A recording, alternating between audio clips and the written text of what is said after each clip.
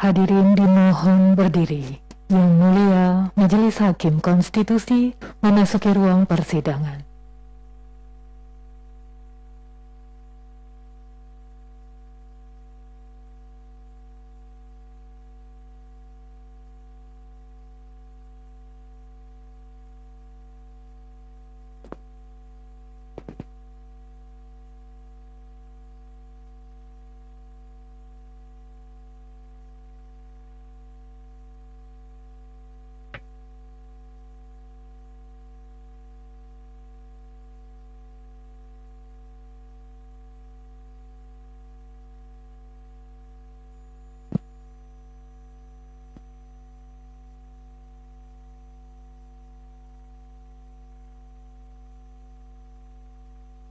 Hadirin disilakan duduk kembali.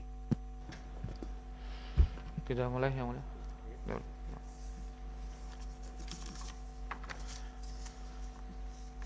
Sidang untuk perkara nomor 80 garis miring PU garis datar 20 Romawi garis miring 2022 dibuka dan dinyatakan terbuka untuk umum. Agenda kita pada sidang ini adalah mendengarkan ahli dari pemohon. Ada dua yang diajukan pemohon pada hari ini, Profesor Ramlan Surbakti PhD, Bapak Didi Suprianto. Nah, tetapi sebelum kita memberi kesempatan kepada para ahli, kuasa pemerintah, kuasa presiden, apakah keterangan tambahan yang diminta pada sidang sebelumnya sudah diserahkan atau sudah disiapkan? Sudah disiapkan. Baik, kalau sudah disiapkan, sebisa mungkin segera diserahkan ya ke bagian kepanitraan. Ya, dilaksanakan yang mulia. Baik, makasih. Untuk saksi kita ambil sumpah dulu. Untuk ahli mohon maaf ya. Oh, tapi sebelumnya sesuai dengan informasi oleh panitra, informasi dari kepanitraan, para pihak sudah dicek hadirannya, pemohon hadir, DPR berhalangan karena reses, lalu ada kuasa presiden juga hadir dan ahli pemohon 2 hadir. Baik, untuk mengambil sumpah untuk Bapak Profesor Ramlan Surbakti PhD, dimohon yang mulia Bapak Dr. Manahan MC Sitompul untuk memandu pengambilan sumpahnya, dan nanti untuk Bapak Didi Suprianto dimohon kesediaan yang mulia Bapak Dr. Wahidudin Adams. Silakan yang mulia Pemanahan. Baik, terima kasih yang mulia Bapak pimpinan sidang. Kepada ahli Profesor Ramlan Surbakti PhD, agak harap berdiri. Persilakan untuk berdiri. Ya, tangan kiri berada di atas Alkitab, di atasnya aja. Ya. Oke, tangan kanan dengan 3 jari agar mengikuti lafaz janji yang saya tuntunkan. Ya. Saya berjanji sebagai ahli. Saya berjanji sebagai ahli Akan memberikan keterangan yang sebenarnya. akan memberikan keterangan yang sebenarnya Sesuai dengan keahlian saya. sesuai dengan keahlian saya. Semoga Tuhan menolong saya. Semoga Tuhan menolong saya. Terima kasih, silakan duduk. Saya kembalikan kepada yang mulia pimpinan sidang. Baik, terima kasih. Selanjutnya yang mulia Bapak Dr. Wahidudin Adams. Terima kasih yang mulia Ketua Sidang. Untuk Pak Didi Suprianto, ya, sudah pada posisi berdiri. Rohaniwan,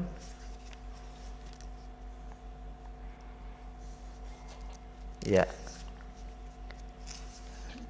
ikuti lafaz yang saya tuntunkan. Bismillahirrahmanirrahim. Oh, belum lah. Baik, kita ulangi lagi ya. Bismillahirrahmanirrahim. Bismillahirrahmanirrahim. Demi Allah, Demi Allah, saya bersumpah sebagai ahli Saya bersumpah sebagai ahli akan memberikan keterangan yang sebenarnya sesuai dengan keahlian saya. Terima kasih. Silakan duduk kembali. Saya kembalikan kepada Yang Mulia Ketua Sidang. Terima kasih. Baik. Kuasa pemohon, siapa yang akan lebih duluan memberikan keterangan? Terima kasih Yang Mulia. Ahli akan bergantian menyampaikan pokok-pokok keterangan. Yang pertama Profesor Ramlan Surbakti, Yang Mulia. Baik. Setelah itu dilanjutkan dengan Pak Dindik Suprianto. Baik. Silakan ahli Bapak Profesor Ramlan Surbakti PhD, waktu Bapak 10 sampai 15 menit. Tidak perlu dibacakan semua, pokok-pokoknya saja. Silakan. Terima kasih Bapak Ketua Majelis.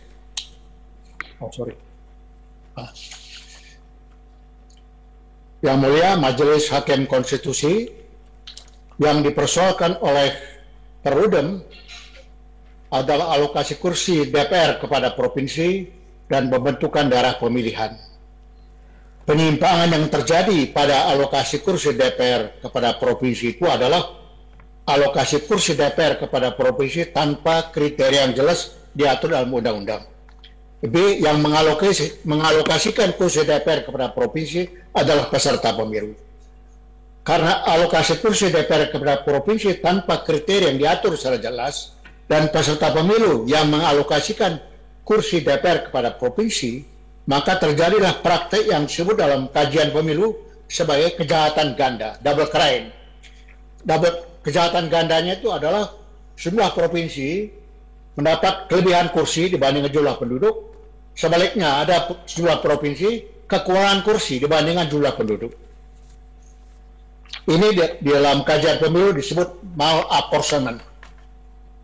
Pembentukan daerah pemilihan anggota DPR di sejumlah provinsi menyimpang dari ketentuan pasal 185 Undang-Undang Nomor 7. Dan ini contohnya Jabar 3 dan Kalimantan Selatan 1. Nah, ini di dalam kajian pemilu disebut gerrymandering.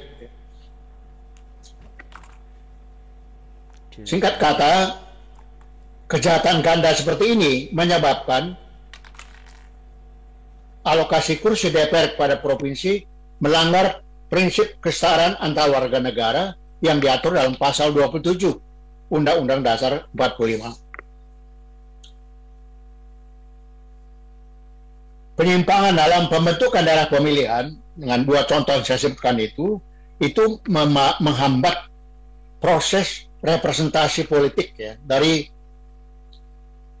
anggota DPR yang mewakili daerah pemilihan tersebut. Karena misalnya Kota Bogor dengan Kabupaten Cianjur menjadi satu daerah pemilihan, tapi harus meloncati sebagian wilayah Kabupaten Bogor. Berdasarkan UUD 45, negara Indonesia mengadopsi model demokrasi perwakilan dalam menjalankan fungsi negara. 575 orang anggota DPR hasil pemilu 2019 merupakan pelaksanaan demokrasi perwakilan tersebut. Sebagai konsekuensi model demokrasi perwakilan, maka fungsi legislasi, anggaran, dan pengawasan DPR harus dilaksanakan berdasarkan hasil representasi kepentingan konstituen. Karena DPR dipilih oleh rakyat untuk atas nama rakyat membuat undang-undang, APBN, dan sebagainya. Karena itu, ketika membuat undang-undang dan APBN harus mencerminkan suara aspirasi dari rakyat yang diwakili. Saya sebut bahwa pembuat undang-undang yang mengalokasikan kursi itu adalah peserta pemilu. Karena anggota DPR, semua anggota DPR adalah anggota partai politik. Itu adalah peserta pemilu, anggota DPR, DPD. Pemerintah, yang dimasuk dengan pemerintah dalam bentuk pemerintahan presidensial itu adalah presiden, wakil presiden, dan kabinet. Karena itu, yang mengalokasikan kursi tanpa kriteria tadi Dan yang membentuk daerah pemilihan itu adalah peserta pemilu. Peserta pemilu punya kepentingan yang jelas, yaitu memelihara jabatannya. Salah satu cara untuk memelihara jabatannya itu adalah melalui alokasi kursi dan pembentukan daerah pemilihan. Pada pembahasan alokasi kursi DPR pada provinsi, sebagai akibat penambahan kursi DPR dari 560 menjadi 575 pada tahun 2016-2017, terjadi satu kejadian yang saya namai tragedi legislasi. Ini saya sebut tragedi legislasi kedua. Tragedi legislasi pertama itu ketika ada DPR masang iklan untuk meminta warga negara yang berminat jadi anggota DPR, DPRD untuk mendaftar. Jadi seolah-olah menjadi anggota DPR itu mencari kerjaan. Itu saya sebut tragedi legislasi. Nah, sekarang tragedi legislasi yang kedua, 1 dari 15 kursi yang ditambahkan ke DPR itu seharusnya diberikan kepada Provinsi Sumatera Utara, karena 1 kursi DPR Sumut setara dengan sekitar 499.693 penduduk, hampir 5.000 penduduk. Tentu ada yang lebih tinggi, Banten dan Jawa Barat. Kemudian Kepulauan Riau, itu yang nomor 3, nomor 4 Sumut. Tapi mungkin karena Jabar dan Banten itu di Jawa, gitu. Nah, ini dikasihkan keluar Jawa, tapi mestinya itu Kepulauan Riau. Tapi Kepulauan Riau sudah dapat tambahan 1 kursi. Jadi rencananya masuk ke Sumut. Tapi berdasarkan informasi yang saya dapat dari orang yang terlibat di situ, tapi saya nggak bisa menyebut sumbernya, itu anggota DPR dari Sumut itu, dari 3 dapil itu menolak tambahan kursi. Karena Sumut sudah dapat 30 kursi, 3 daerah pemilihan, tiap daerah pemilihan 10 kursi. Kalau ditambah 1 kursi lagi, maka harus diadakan perubahan daerah pemilihan. Nah, kalau ada perubahan daerah pemilihan, itu dikhawatirkan akan mengancam mereka tidak akan dapat kursi lagi pada pemilu 2019. Gitu. Karena itu mereka menolak. Ini yang saya sebut tragedi legislasi. Masa hak rakyat untuk diwakili itu ditolak oleh yang menamakan diri wakil rakyat.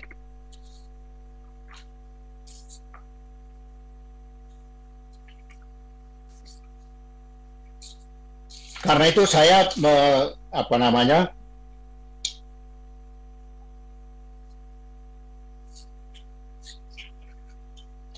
saya menyarankan kepada mahkamah agar memerintahkan pembuat undang-undang untuk menentukan kriteria alokasi kursi DPR kepada provinsi. Harus disebut dalam undang-undang. Karena undang-undang yang terakhir yang ada itu ada pada Undang-Undang nomor 12 tahun 2003. Tapi setelah itu Undang-Undang nomor 10 tahun 2008, Undang-Undang nomor 8 tahun 2012, dan Undang-Undang nomor 7 tahun 2017 itu tidak ada kriteria itu. Pembuat undang-undang langsung saja bagi kursi jadikan lampiran.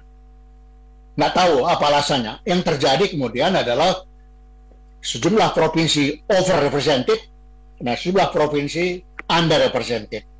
Nah, itu melanggar prinsip kesetaraan tadi. Karena itu saya mohon kepada Mahkamah Konstitusi untuk memerintahkan pembuat undang-undang untuk menetapkan kriteria alokasi kursi.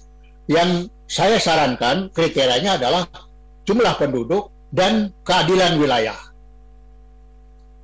Alasannya apa? Majelis yang saya hormati,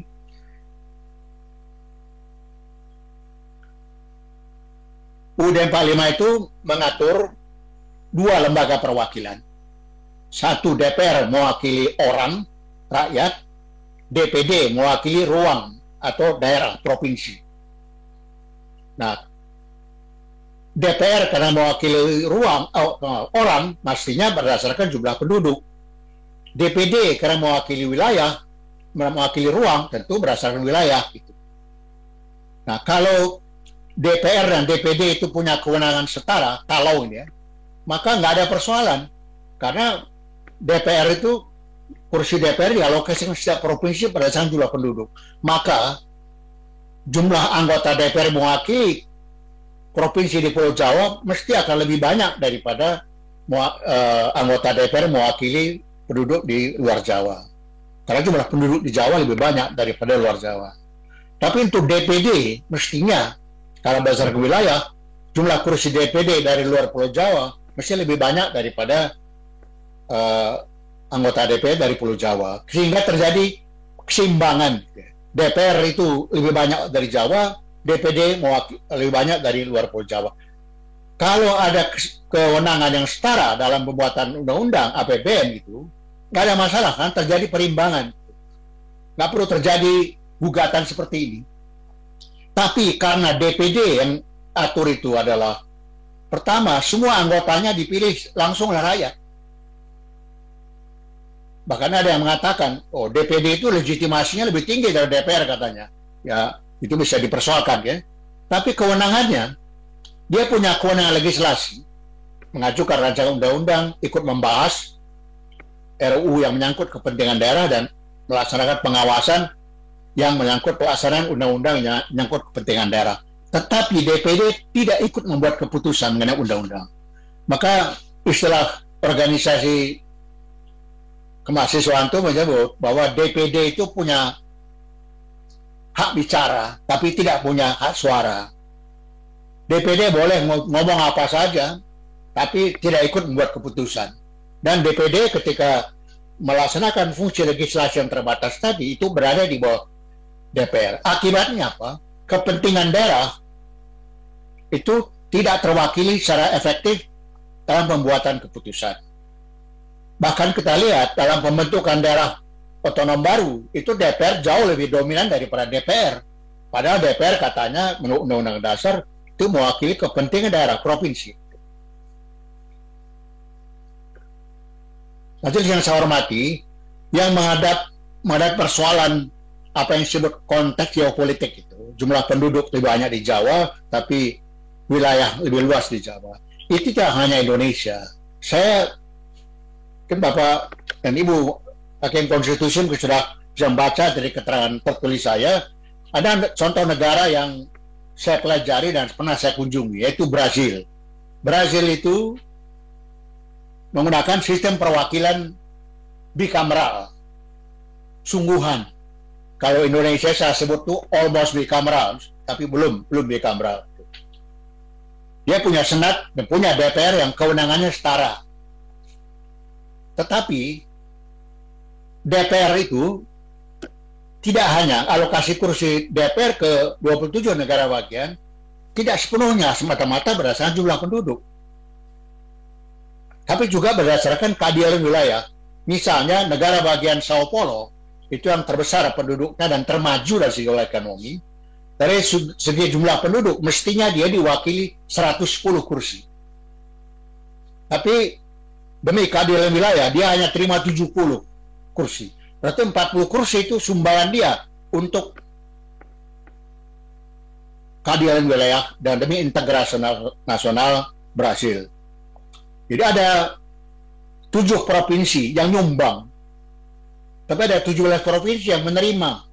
Misalnya ada satu negara bagian, Roraima namanya, penduduknya itu hanya nggak sampai 500.000, ya hanya dapat 1 kursi. Tapi karena di Brazil itu distrik magnitude standar pemilihan itu 8 sampai 70, kalau kita kan 3 sampai 10 ini, maka negara bagian Roraima menambah tambahan 7 kursi. Ada 17 negara bagian yang menerima tambahan kursi dari provinsi-provinsi yang penduduknya besar. Jadi Brazil itu sistem perwakilan bikameral, kewenangan DPR dan Senat itu setara, semua anggota yang dipilih melalui pemilihan umum. Tapi untuk DPR, alokasi kursinya tidak hanya berdasarkan jumlah penduduk, tapi juga keadilan wilayah. Tidak itu justice. Karena itu untuk Indonesia, saya menyarankan alokasi kursi DPR ke tiap provinsi tidak hanya berdasarkan jumlah penduduk, tapi juga keadilan wilayah. Kriteria ini juga harus memenuhi syarat apa yang disebut simplicity, kemudahan. Jadi saya juga tidak ingin pretensi kriterianya begitu ideal tapi tidak bisa dijalankan. Jadi saya menyarankan itu. Konkretnya, majelis yang saya hormati, alokasi kursi DPR ke provinsi berdasarkan jumlah penduduk dan keadilan wilayah, saya usulkan kursi DPR 575 itu dibagi dua, bagi rata antara Jawa dan luar Jawa.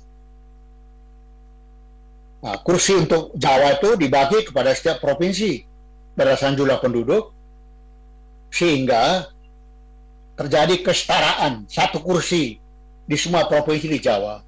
Kemudian sebagian kursi DPR di luar Jawa dibagi kepada setiap provinsi berdasarkan jumlah penduduk, sehingga harga atau kuota istilahnya satu kursi DPR di luar Jawa akan setara.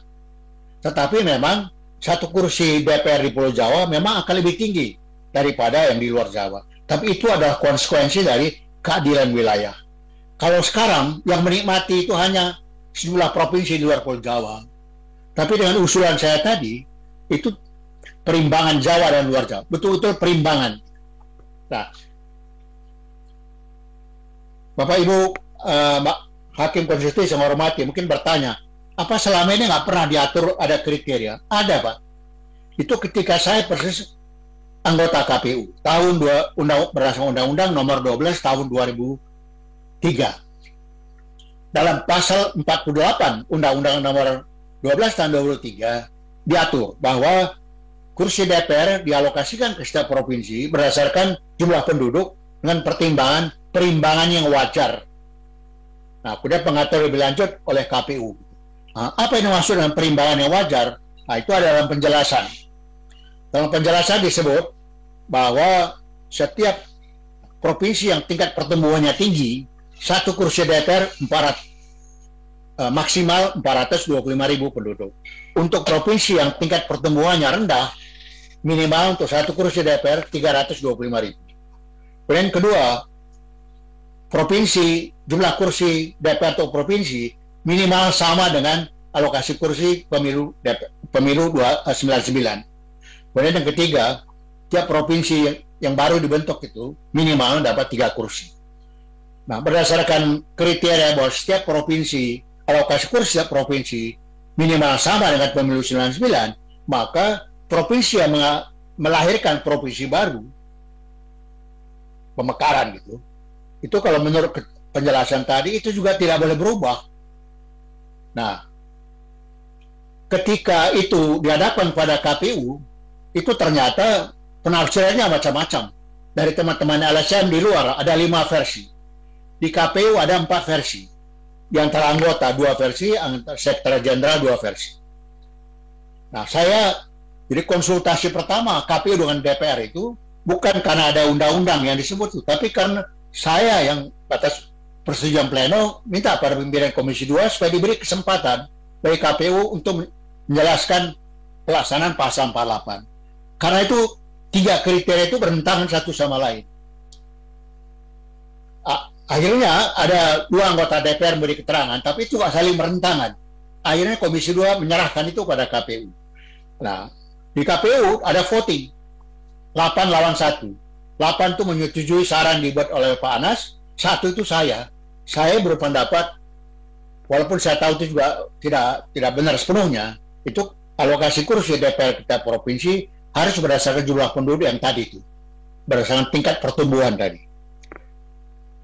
Tapi apa yang diperlaksanakan dari buat KPU yang sebenarnya ini kemudian ditanggapi oleh Pak Didi dan Pak Sidik Pramono, wartawan Kompas. Nanti keterangannya, karena Pak Didi juga saksi ini bisa ditanya lebih jauh kalau seandainya ada pertanyaan, karena Pak Didi itu mengkritik alokasi kursi yang dibuat oleh KPU tahun 2004. Ya. Oleh karena itu, Bapak, Ibu sekalian Hakim Konstitusi, saya punya menyimpulkan dari keterangan tadi, bahwa berdasarkan Undang-Undang Nomor 10 tahun 2008, Nomor 8 tahun 2012, maupun Nomor 7 tahun 2017, peserta pemilu di DPR, jargonnya itu begini, bertambah boleh, berkurang jangan. maksudnya tambah kurang itu kursi. Karena memang tidak pernah kursi dikurangi, hanya bertambah saja. Nah, karena berdasar keterangan yang saya sebut tadi, ada DPR yang menolak tambahan kursi, maka jargon tadi harus tambah keterangannya. Kalau bertambah kursi dan itu ternyata mengancam kursi kita menolak. Waktunya, Prof. Ya, dan akhirnya yang kedua yang kami minta agar yang diberi kewenangan mengalokasikan kursi DPR ke provinsi berdasarkan kriteria yang dibuat oleh dalam undang-undang itu adalah KPU. KPU adalah bersifat mandiri, anggotanya non partisan. Dia hanya melaksanakan undang-undang. Yang penting kriterianya jelas disebut dalam undang-undang. Pertanyaannya, mengapa setelah pemilu 2004 pembuat undang-undang tidak pernah membuat kriteria lagi, tapi kemudian mengambil alih kewenangan itu dari KPU. Jadi alokasi kursi DPR ke provinsi, alokasi kursi DPRD provinsi ke kabupaten kota itu sudah diambil alih oleh pembuat undang-undang, sudah diambil alih oleh peserta pemilu. Tapi DPRD kabupaten kota sampai sekarang masih tangan KPU. Jadi alasannya pertama itu ya, bahwa KPU itu mandiri, non partisan. Dia hanya melaksanakan undang-undang. Apa dia punya kemampuan? Punya kemampuan. Karena tahun 2004 sudah kita lakukan.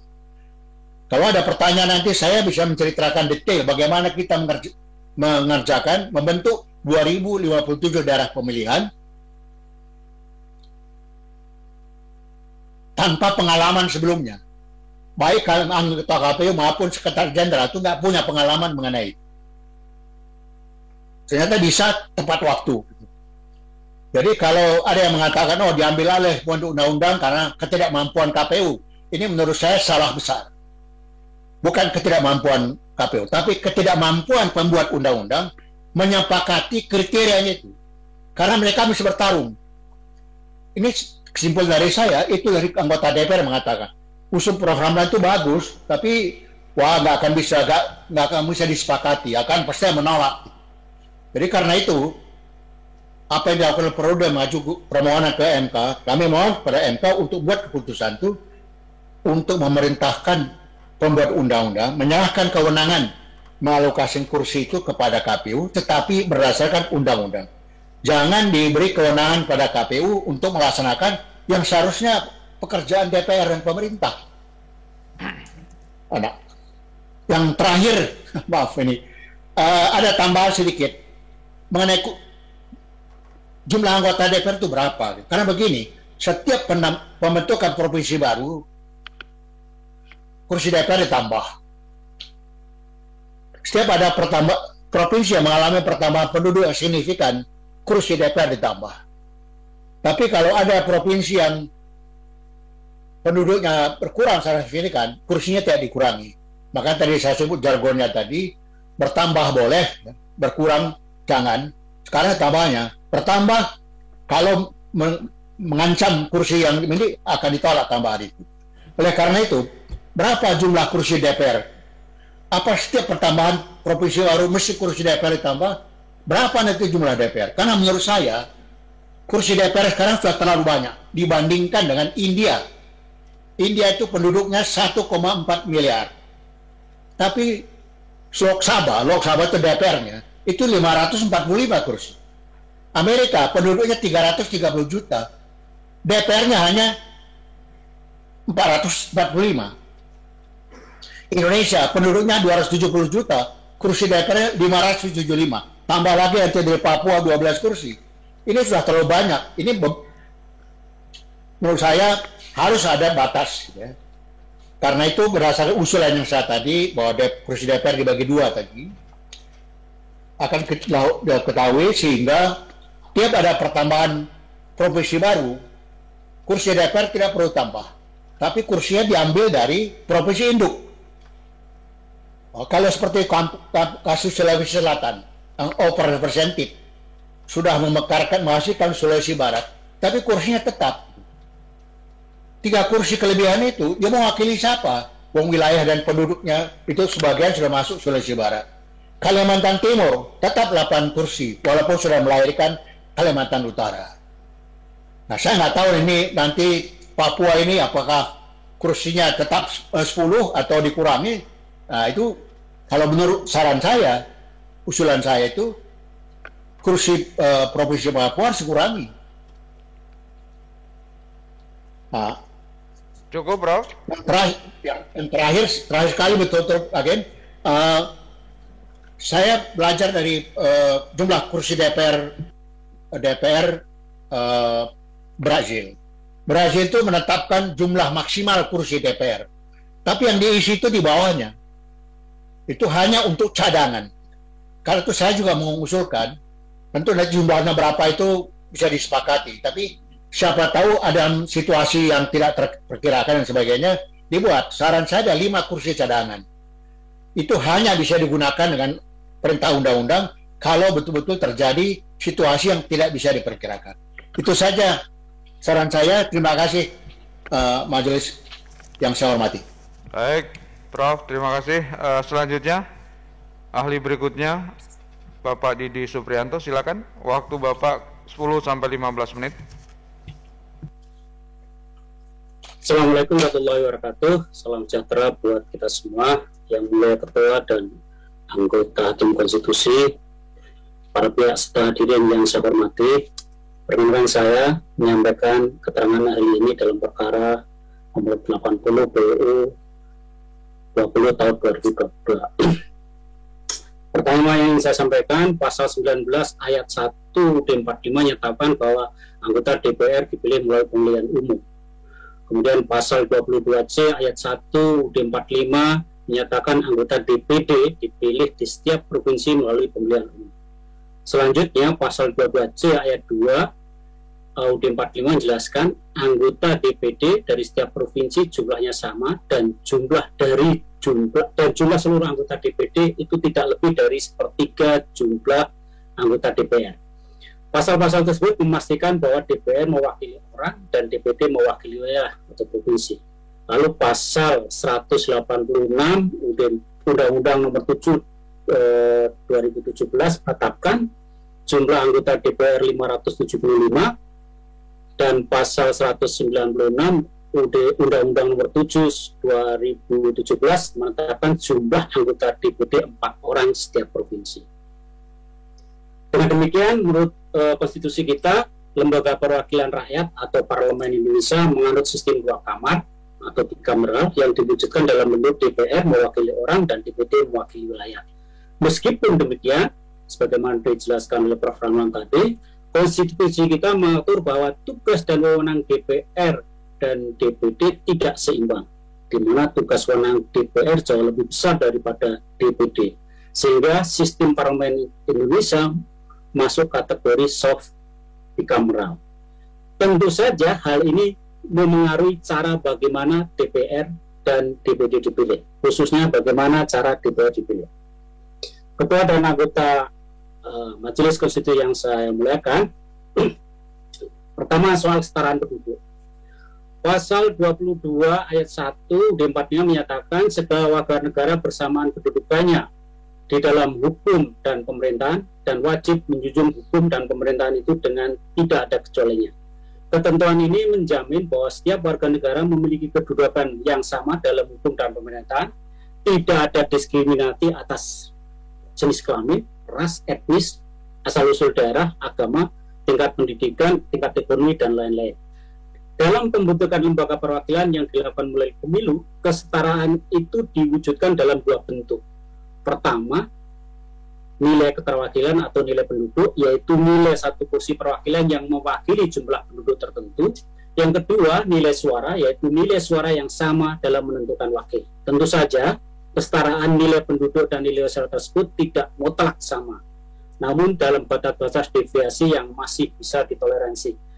Dalam hal ini, secara umum, masyarakat internasional, praktek internasional, deviasinya itu antara 10% ke bawah atau 10% ke atas. Jadi, berdasarkan pasal 27 ayat 1 UUD 45, dengan memakai data penduduk hasil sensus penduduk 2020, maka nilai 1 kursi DPR adalah 200 270 juta jiwa dibagi 575 kursi menjadi 469,9 jiwa.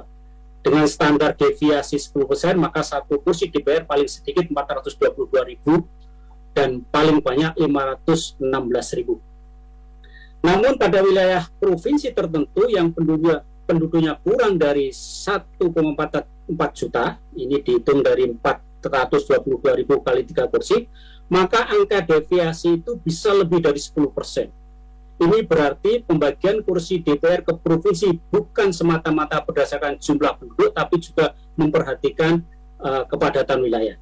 Sebagai sebuah keputusan politik bahwa setiap provinsi sedikitnya memiliki 3 kursi DPR seperti diatur dalam Undang-Undang Pemilu selama ini bisa diterima, mengingat tugas dan wewenang DPR lebih besar daripada DPD, sehingga 4 wakil DPD tidak cukup kuat untuk memperjuangkan kepentingan penduduk provinsi.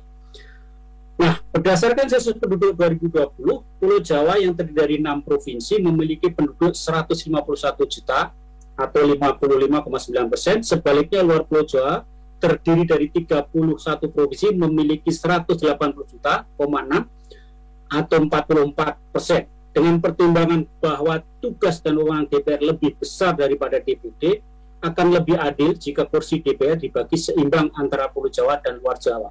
Jadi, 575 kursi DPR dialokasikan ke Pulau Jawa 287 kursi dan luar Pulau Jawa 288 kursi sebagaimana disampaikan Prof. tadi.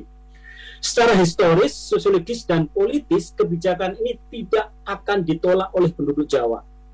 Dan secara normatif, kebijakan ini sejalan dengan ketentuan pasal 6A ayat 3 UUD 45 bahwa pasangan calon presiden, wakil presiden mendapatkan suara lebih dari 50% dari jumlah suara pemilihan umum dengan sedikitnya 20% di setiap provinsi yang tersebar di lebih dari setengah jumlah provinsi Indonesia dilantik menjadi presiden dan wakil presiden.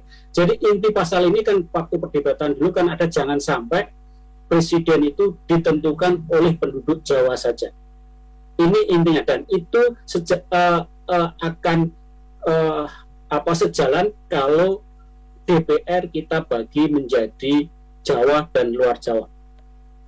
Berdasarkan prinsip kesetaraan penduduk dan dengan memperhatikan tugas dan wewenang DPR dan DPD yang tidak seimbang serta ketimpangan jumlah penduduk Jawa 6 provinsi dan luar Jawa 3 provinsi, maka cara mengalokasikan 57 kursi DPR ke provinsi adalah membagi 280 kursi ke Pulau Jawa, 288 kursi keluar Pulau Jawa.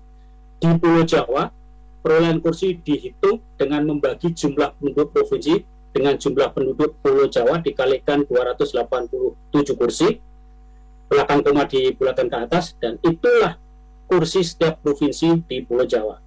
Jadi pakai kuota murni, jumlah penduduk dibagi total jumlah penduduk provinsi dibagi jumlah penduduk Jawa dikalikan 280 kursi jatah Pulau Jawa. Sementara di Pulau Jawa alokasi kursi bisa dilakukan secara bertahap. Jadi saya mencoba menjelaskan lebih rinci dari apa yang disampaikan Prof. Rambang tadi. Tahap pertama, 1. Menentukan nilai kursi yakni 118 jiwa dibagi 288 kursi sama dengan 411.000 jiwa.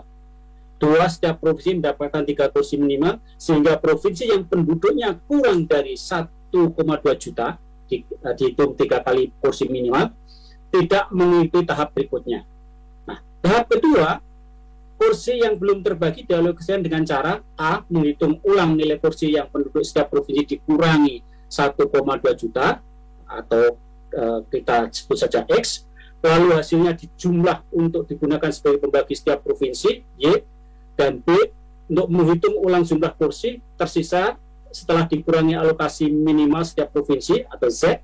Selanjutnya adalah X bagi Y kali Z sama dengan W. Itulah jumlah jatah provinsi pada tahap kedua, sehingga alokasi setiap provinsi adalah hasil penghitungan tahap pertama ditambah penghitungan tahap kedua. Ini bagi teman-teman yang biasa mengotak-atik angka-angka pemilu, sudah biasa dan kita menemukan banyak rumus. Dan untuk alokasi kursi ke provinsi, saya kira rumus yang paling fair adalah rumus kuota murni. Dengan penjelasan di atas, maka alokasi kursi DPR ke provinsi sebagaimana terdapat dalam lampiran 3 Undang-Undang Nomor 7 jelas melanggar prinsip kesetaraan penduduk dalam menentukan jumlah kursi perwakilan DPR. Padahal prinsip ini dijamin oleh pasal 27 ayat 1 di 45. Dengan menggunakan data penduduk hasil sensus penduduk 2020 tampak jika dihitung berdasarkan rumus kuota murni, maka terdapat perbedaan mencolok dengan lampiran ketiga UD Undang-Undang Nomor 7. Selisihnya plus minus bisa sampai 50%. Bahkan ketika provinsi yang mendapatkan jatah 3 kursi minimal dikeluarkan dari hitungan, selisihnya masih terlalu tajam. Bisa dilihat di lampiran 2. Yang menarik, jika dikomparasikan alokasi kursi Pulau Jawa dan luar Jawa, tampak bahwa di antara provinsi-provinsi di luar Pulau Jawa terdapat alokasi yang kurang dari semestinya karena diambil oleh provinsi lain sesama luar Jawa. Jadi di lampiran 3 undang-undang itu tidak hanya mengabaikan pertimbangan keseimbangan kursi Pulau Jawa dan luar Pulau Jawa, tetapi juga menciptakan ketimpangan di antara provinsi-provinsi di luar Pulau Jawa. Ya, tadi Prof. Rahman sudah menyampaikan beberapa contoh. Apabila pembagian 575 kursi DPR ke provinsi melanggar prinsip kesetaraan, maka pembagian kursi di setiap daerah pemilihan dengan sendirinya juga melanggar prinsip kesetaraan penduduk tadi. Yang mulia Ketua dan anggota tim konstitusi, soal kesatuan wilayah, daerah pemilihan adalah batas wilayah yang di dalamnya terdapat penduduk untuk menentukan jumlah kursi perwakilan. Dengan demikian, unsur daerah perwakilan ada 2, penduduk dan wilayah. Dari unsur penduduk terdapat prinsip kesetaraan penduduk, di mana 1 kursi perwakilan harus mewakili penduduk tentu yang kurang lebih sama. Sementara dari unsur wilayah terdapat prinsip kesatuan wilayah, di mana dalam batas-batas daerah pemilihan harus terdapat kesamaan wilayah, administrasi, kondisi geografis, dan kesamaan budaya dan kepentingan komunitas. Jika pembentukan daerah pemilihan harus mempertimbangkan kohesivitas penduduk yang ditentukan oleh batas wilayah administrasi, kondisi geografis, kesamaan budaya, dan kepentingan komunitas. Kesatuan wilayah administrasi pemerintahan sangat menentukan hubungan pertanggungjawaban para pemilih dan wakil-wakil yang duduk di pemerintahan, mengingat kebijakan pemerintahan selalu dibatasi dan berlaku dalam batas-batas wilayah administrasi pemerintahan. Prinsip kesatuan wilayah ini sangat penting untuk menghindari praktek gerrymandering, di mana daerah pemilihan dibentuk berdasarkan kepentingan pemenangan partai politik atau calon tertentu, mengorbankan hubungan pertanggungjawaban pemilik dan wakil-wakilnya. Di dalam naskah ini saya sertakan lampiran 2 yang menunjukkan adanya pelanggaran terhadap prinsip kesatuan wilayah, misalnya di Jawa Barat 3 dan kemudian di Kalimantan Selatan, juga pembentukan daerah pemilihan provinsi ada pelanggaran di DPRD Provinsi DKI Jakarta 9 dan pemilih DPR Provinsi Lampiran 3, dan pemilih Provinsi Lampung 3. Ketua dan anggota hakim komisi yang saya muliakan, pelanggaran terhadap 2 prinsip utama pembentukan daerah pemilihan, yakni kesetaraan penduduk dan kesetaraan wilayah, seperti ditunjukkan oleh lampiran 3 dan lampiran 4, sebetulnya tidak perlu terjadi bila pembentuk undang-undang konsisten dengan ketentuan pasal 85 yang menyatakan bahwa penyusunan daerah pemilihan anggota DPR, DPRD provinsi dan kabupaten memperhatikan kesetaraan nilai suara, ketaatan pada sistem pemilu proporsional, proporsionalitas, integritas wilayah, berada dalam cakupan wilayah yang sama, dan posisivitas serta kesinambungan. Pengabaian terhadap prinsip-prinsip pembentuk daerah pemilihan ini terjadi karena pembentuk undang-undang adalah, khususnya DPR, adalah wakil-wakil partai politik yang tidak lain adalah peserta pemilu. Oleh karena itu, demi kepastian hukum, lampiran 3 dan 4 harus dibatalkan. Selanjutnya, pembentukan daerah pemilihan diserahkan kepada Komisi Pemilihan Umum sebagai lembaga independen penyelenggara pemilu. Ketentuan pasal 195 ayat 1 Undang-Undang Nomor 7 yang berbunyi KPU menyusun dan menetapkan daerah pemilihan anggota DPRD Kabupaten Kota berdasarkan ketentuan ini sebetulnya menunjukkan bahwa pembentuk undang-undang sudah mempercayakan pembentukan daerah pemilihan kepada penyelenggara pemilu sebagaimana sudah dipraktekkan dalam pemilu 99 dan pemilu 2004. Oleh karena itu, sudah seharusnya kewenangan untuk pembentukan daerah pemilihan DPR dan DPRD provinsi juga dikembalikan ke penyelenggara pemilu independen, dalam hal ini KPU. Terakhir yang ingin saya sampaikan, Ketua dan anggota Hakim Konstitusi yang saya sampaikan, soal basis data. Pasal 201 Undang-Undang Nomor 7 Tahun 2017 menyatakan bahwa pembentukan daerah pemilihan menggunakan data administrasi kependudukan.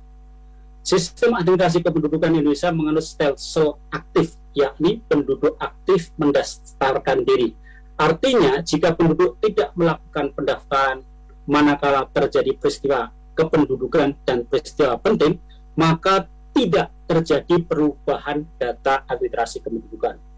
Menurut pasal 1 Undang-Undang Nomor 23 Tahun 2006, peristiwa kependudukan adalah kejadian yang dialami penduduk yang harus dilaporkan karena membawa akibat terhadap penerbitan atau perubahan KK, KTP, dan atau surat keterangan kependudukan lainnya meliputi pindah datang, perubahan alamat, serta status tinggal terbatas dan menjadi tinggal tetap. Sedangkan peristiwa penting adalah kejadian yang dialami oleh seorang meliputi kelahiran, kematian, lahir mati, perkawinan, perceraian, pengakuan anak, pengesahan anak, pengangkatan anak, perubahan nama, dan perubahan status kewarganegaraan. Jadi, kalau penduduk tidak aktif mendaftarkan diri, maka data administrasi kependudukan tidak aktual. Itulah sebabnya setelah sensus penduduk 2020, BPS melaporkan puluhan juta penduduk untuk disinkronisasi karena antara fakta di lapangan dengan data di administrasi kependudukan tidak match. Itulah sebabnya juga DP4 masih saja mencatat orang yang sudah meninggal karena orang yang sudah pindah tinggal karena yang bersangkutan tidak melaporkan bahwa orang tuanya sudah meninggal atau dia sudah pindah. Nah, oleh karena itu hampir semua negara yang sudah maju demokrasinya menggunakan data sensus penduduk sebagai basis data pembentukan daerah pemilihan. Data penduduk hasil sensus merupakan data real yang akurasinya dapat dipertanggungjawabkan. Data sensus penduduk yang digunakan untuk landasan berbagai kebijakan pemerintahan dan kalkulasi bisnis, lembaga-lembaga bisnis, menunjukkan bahwa data tersebut dipercaya dan tidak hanya untuk pemerintah tapi juga khalayak umum. Sensus penduduk yang dilakukan secara periodik setiap 10 tahun sekali juga menunjukkan dinamika perubahan penduduk dalam kurun waktu tersebut. Hal mana ini sejalan dengan pelaksanaan pemilu yang harus periodik. Di negara-negara yang sudah maju demokrasinya, evaluasi dan pembentukan daerah pemilihan dilakukan setelah hasil sensus penduduk diumumkan. Karena sensus dilakukan setiap 10 tahun sekali, maka evaluasi dan pembentukan daerah pemilihan dilakukan setiap 10 tahun sekali juga. Biasanya dalam kurun waktu 10 tahun terdapat 2 atau 3 kali pemilu, sehingga pembentukan daerah pemilihan berdasarkan sensus penduduk juga menjamin kelangsungan daerah pemilihan setidaknya dalam 2 kali pemilu. Pembentukan daerah pemilihan berdasarkan hasil sensus penduduk di satu pihak menjamin dilakukannya secara periodik evaluasi dan pembentukan ulang daerah pemilihan, di lain pihak juga menjamin kelangsungan daerah pemilihan setidaknya selama 2 periode pemilu. Dengan demikian, penggunaan data sensus juga mampu menjaga hubungan pertanggungjawaban antara pemilik dengan wakil-wakil di pemerintahan. Demikian keterangan ahli yang bisa saya sampaikan. Atas perhatian dan perkenan Ketua dan anggota Hakim Konstitusi yang saya sampaikan, saya mengucapkan banyak terima kasih. Assalamualaikum warahmatullahi wabarakatuh. Baik, selanjutnya kesempatan untuk kuasa pemohon. Silakan jika ada yang ingin didalami atau diklarifikasi. Kuasa pemohon. Baik, terima kasih Yang Mulia. Ada satu pertanyaan umum saja kepada kedua ahli untuk bisa kemudian disampaikan dalam forum persidangan ini.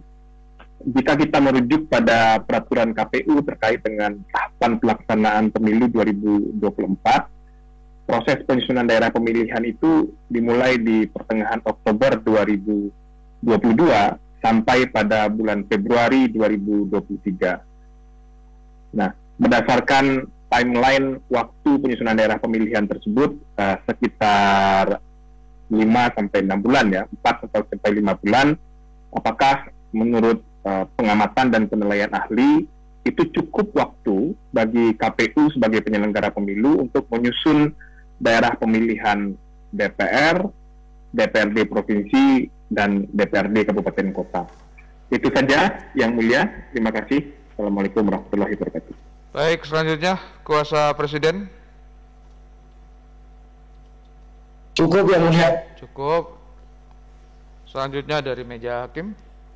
Pertama Yang Mulia Prof. Saldi, silakan Prof. Terima kasih Ketua Sidang Prof. Paswanto. Ini menarik ya, ahli diajukan oleh pemohon menjelaskan soal dapil dan implikasinya terhadap konsep perwakilan. Tapi di ujungnya apa yang dimohonkan pemohon dengan yang disimpulkan oleh ahli itu beda-beda. Kalau pemohon minta mahkamah yang menetapkan ini, sehingga harus dinyatakan lampiran dan beberapa pasalnya itu ditafsirkan ulang atau dinyatakan inkonstitusional. Sementara ahli Prof. Ramlan mengatakan dikembalikan ke DPR, lalu kemudian dilaksanakan oleh KPU. Terakhir Pak Didik mengatakan serahkan ke KPU begitu.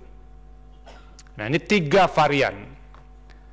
Nah, pertanyaan kami di mahkamah, karena ini soal pertimbangan konstitusionalitas norma dengan praktek yang akan dihadapi di pemilu itu kan berkelindan dan tidak mungkin dipisahkan. Pertanyaan saya, pertanyaan yang mungkin harus dijelaskan oleh kedua ahli, dengan melihat sekuen waktu tahapan yang sudah jalan hari ini, dan itu pemungutan suara untuk pemilu legislatif dan juga pemilu presiden tentunya dan wakil presiden, itu diagendakan 14 Februari 2024. Nah, kira-kira menurut kedua ahli, kalau misalnya itu diserahkan ke KPU atau itu diserahkan ke DPR, nanti dilaksanakan oleh KPU, itu akan mengganggu tahapan atau tidak? Satu. Yang kedua, ini yang harus dijawab agak lebih clear oleh kedua ahli. Usul Prof. Ramlan tadi, ini untuk pertanyaan Prof. Ramlan, itu kalau dipenuhi idealnya baru bisa dilaksanakan untuk pemilu 2024 atau pemilu 2029. Begitu juga untuk Pak Didik, yang diusulkan tadi itu, ini karena tahapan sudah jalan dan jadwal pemungutan suara sudah ditetapkan, itu usul tadi hanya mungkin bisa dilaksanakan untuk mulai pemilu 2024 atau itu mulai pemilu 2029. Karena begini, jadwal yang sudah ditetapkan KPU itu kan jangan diubah lagi, nanti kan banyak lagi politisasi soal perubahan jadwal dan segala macam. Makanya tolong kami diberikan pemahaman yang lebih komprehensif, masuk akal, dan bisa diterima di tengah tahapan yang sudah mulai berjalan ini. Ini ide-ide tadi atau usulan tadi itu bisa untuk pemilu hari 2024 atau itu paling masuk akal bisa dilaksanakan untuk pemilu 2029. Nah, apalagi ini sebagai sebagai gambaran dari untuk kedua ahli, KPU baik secara implisit di keterangan yang sebelumnya, ditambah juga tambahan keterangan yang sudah sampai ke kami, itu implisit mengatakan akan berpotensi mengganggu tahapan kalau itu diperintahkan kepada KPU sekarang untuk melaksanakan seperti yang dimohonkan oleh pemohon. Nah, ini saya ini mengambil ilmunya Pak Profesor Ramlan ini. Pemilu itu karakteristiknya, hasilnya susah diduga, tapi tahapannya harus pasti. Nah, kalau ide tadi dilaksanakan, itu mengganggu tahapan atau tidak? Terima kasih Pak Ketua. Baik, dari meja hakim cukup? Cukup. Selanjutnya ke ahli, mulai dari Prof. Ramlan, silakan. Terima kasih, Yang Mulia. Tadi saya menyarankan DPR Mahkamah Konstitusi memerintahkan DPR untuk menetapkan kriteria terlebih dahulu. Baru kemudian pelaksanaan kriteria itu diserahkan pada KPU. Jadi saya dari dulu berpandangan KPU jangan diberi kewenangan membuat peraturan yang substansinya itu undang-undang. Gitu. Jadi kriteria itu harus DPR dan pemerintah. Nah, persoalannya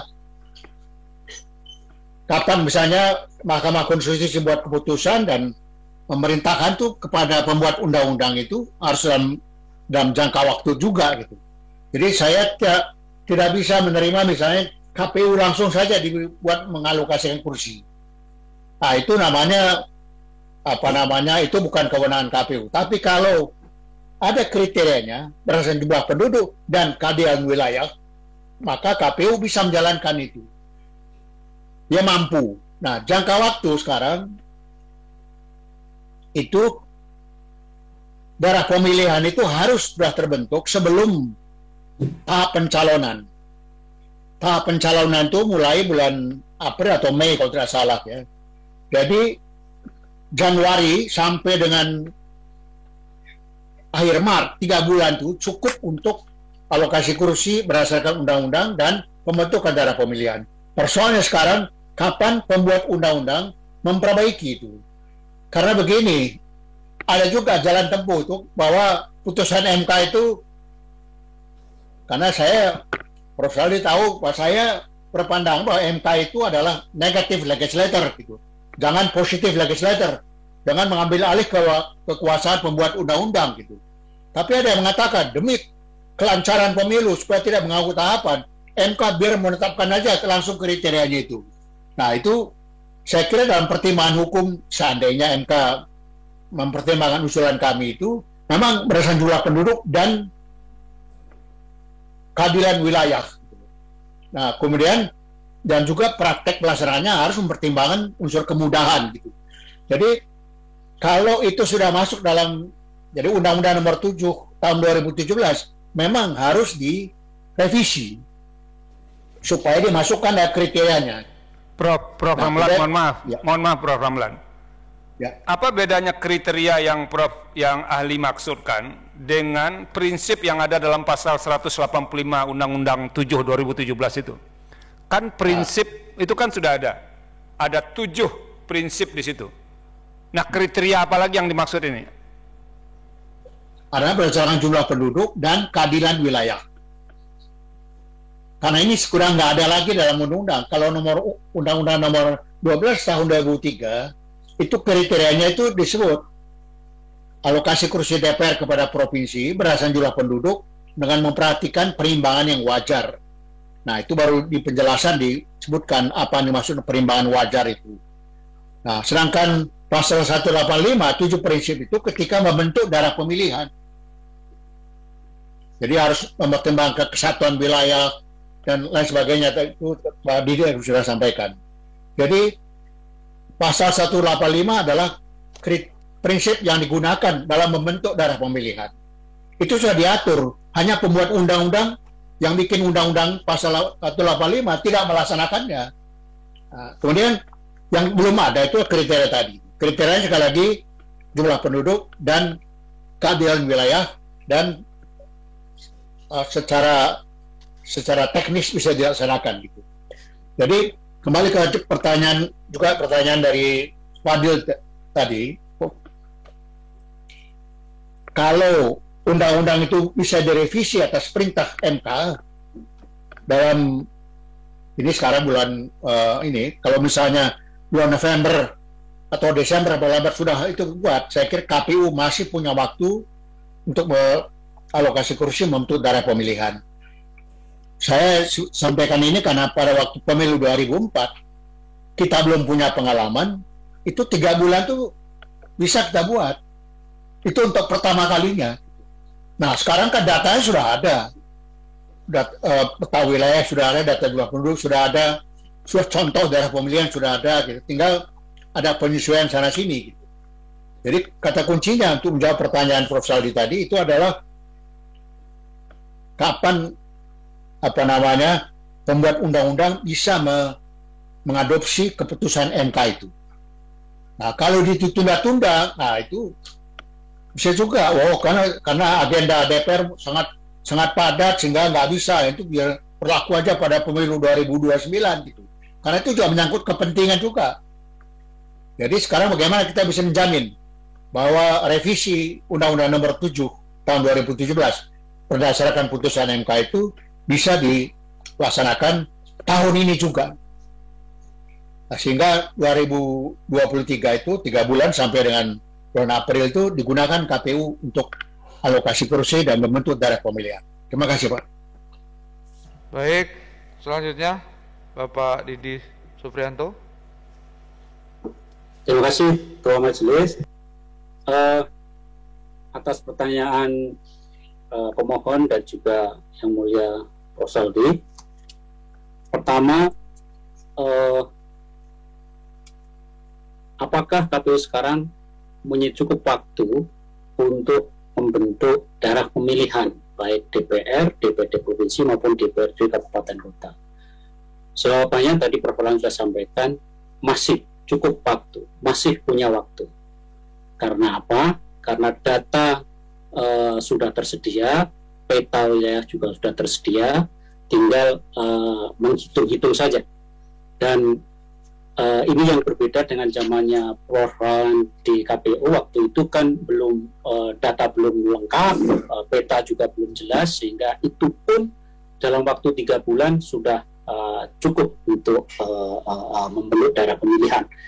Nah, yang kedua yang menegaskan bahwa KPU mampu adalah fakta bahwa Undang-Undang Nomor 7 tahun 2017 itu memerintahkan KPU untuk membentuk daerah pemilihan kabupaten kota, dan itu jadwalnya ada. Jadi ke dalam jadwal itulah hanya ditambahkan KPU provinsi dan DPRD provinsi dan DPRD kabupaten, DPR pusat.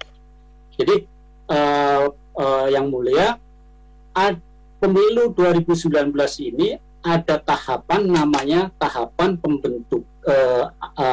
penetapan jumlah kursi dan pembentukan daerah pemilihan DPRD kabupaten kota.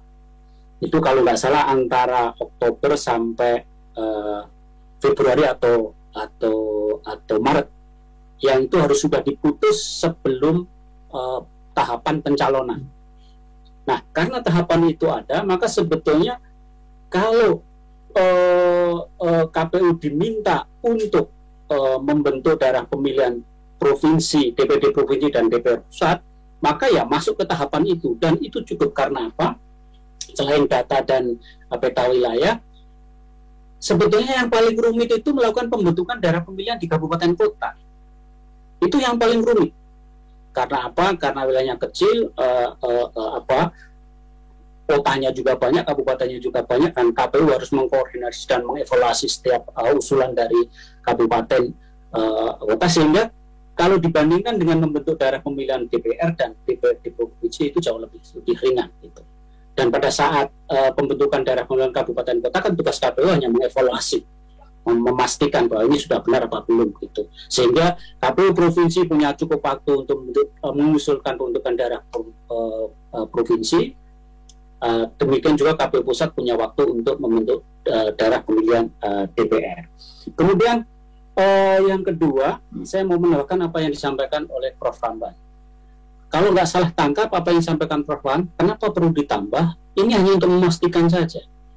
Dalam hal ini sebetulnya sudah ada secara implisit kan, daerah kursi DPR setiap daerah pemilihan minimal 3. Itu sudah ada. Terserah penduduknya berapa, pokoknya minimal 3. Gitu. Tapi yang kedua yang tadi kami perbincangkan adalah soal bagaimana membagi kursi Jawa dan luar Jawa. Nah, kriteria itu yang perlu tambahkan. Kalau Prof. Rama berdasarkan pertimbangan keadilan wilayah, saya sih mengusulkan udah tegas-tegas saja undang-undang nanti bilang atau MK bisa menyarankan dalam putusannya nanti Jawa perlu pertimbangan keseimbangan kursi DPR antara Jawa dan luar Jawa. Kriteria itu yang perlu ditegaskan di undang-undang ataupun kalau kami berharap menjadi pertimbangan di putusan MK. Yang keempat, yang terakhir, ya secara implisit memang saya sudah mendengarkan rekamannya. Memang KPU sepertinya nggak mampu lah gitu. Tapi sebetulnya mampu nggak mampu kan harus dijalankan. Yang kedua, faktanya dia mempersiapkan pembentukan daerah pemilihan kabupaten kota dan sudah dijadwal, dan di dalam jadwal itu kan dia sudah mengukur kemampuannya. Makanya itu menurut saya lebih karena argumentasi yang sifatnya politik daripada normatif atau daripada kenyataan faktual di KPU sendiri. Kalau yang sejauh yang saya tahu informal dengan teman-teman KPU, ya mereka siap saja. Karena apa? Data sudah ada, peta wilayah sudah ada, pengalaman dapil-dapil sebelumnya juga sudah ada. Dan yang terpenting, sekarang sudah ada aplikasinya. Perludem dan beberapa kawan sudah menciptakan sebuah aplikasi yang memudahkan, tinggal masukkan data, masukkan wilayah, nanti akan kebentuk daerah pemilihan. Sehingga tinggal mengecek di lapangan apakah pembentukan daerah pemilihan yang dilakukan lewat aplikasi ini cocok enggak dengan aspirasi masyarakat di setiap kabupaten kota, provinsi maupun secara nasional. Demikian yang bisa saya sampaikan majelis. Terima kasih. Baik, terima kasih.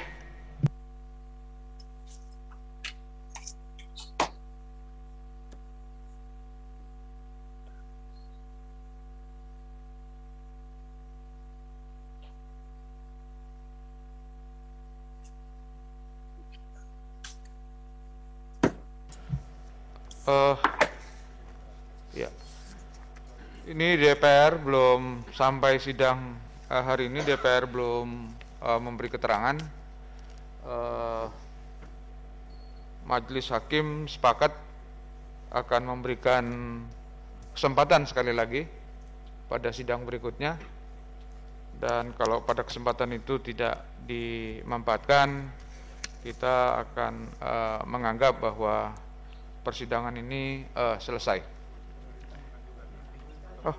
Oh maaf, ini. Oh iya. Pemerintah akan mengajukan ahli atau tidak? Pemerintah Tidak ada, yang mulia. Tidak ada ya? Tidak ada. Baik, pemerintah tidak akan mengajukan ahli, berarti kita memberikan kesempatan sekali lagi untuk DPR. Nah, untuk kesempatan DPR, kita agendakan sidang hari Selasa. Ya.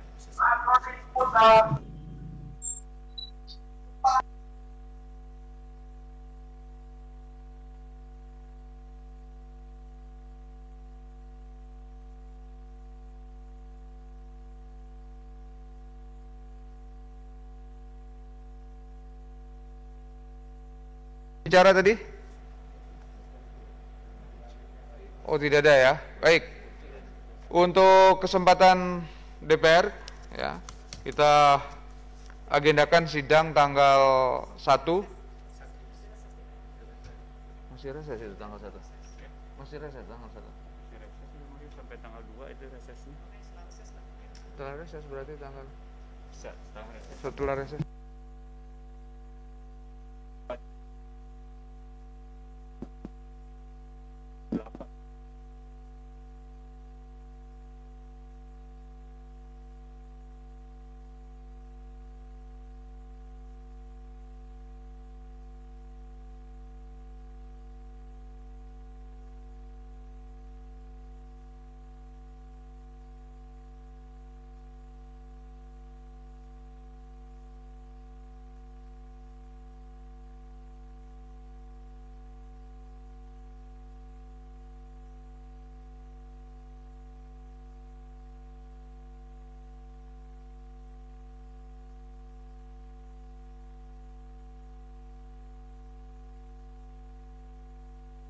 Hasil musyawarah pleno, kita tetap memberi kesempatan kepada DPR sekali lagi, tetapi hari dan tanggalnya akan ditentukan kemudian, dan kepada pihak akan disampaikan setelah ada jadwal yang pasti untuk kesempatan DPR itu. Dan untuk ahli, Bapak Profesor Ramlan Surbakti PhD, terima kasih atas keterangannya. Kemudian Bapak Didi Suprianto juga terima kasih atas keterangannya. Pemohon, pemerintah ada yang mau disampaikan lagi? Cukup Yang Mulia. Cukup, baik. Sekali lagi untuk perkara ini kita memberi kesempatan sekali lagi kepada DPR memberi keterangan. Namun hari ini kita belum tentukan jadwalnya. Penentuan jadwal akan dilakukan kemudian dan disampaikan kepada para pihak. Yap. Pemberi keterangan. Ya, pemberi keterangan saja. Kalau tidak ada lagi yang ingin disampaikan oleh pemohon atau pemerintah, maka sidang kita hari ini selesai dan ditutup. Hadirin dimohon berdiri. Yang Mulia Majelis Hakim Konstitusi meninggalkan ruang persidangan.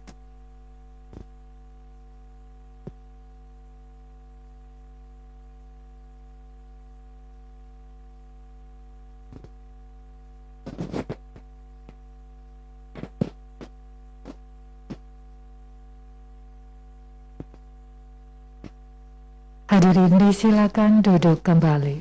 Hadirin yang kami hormati, demikianlah persidangan hari Kamis 20 Oktober 2022 untuk perkara nomor 80 /PUU/20 2022 telah selesai. Terima kasih. Selamat siang.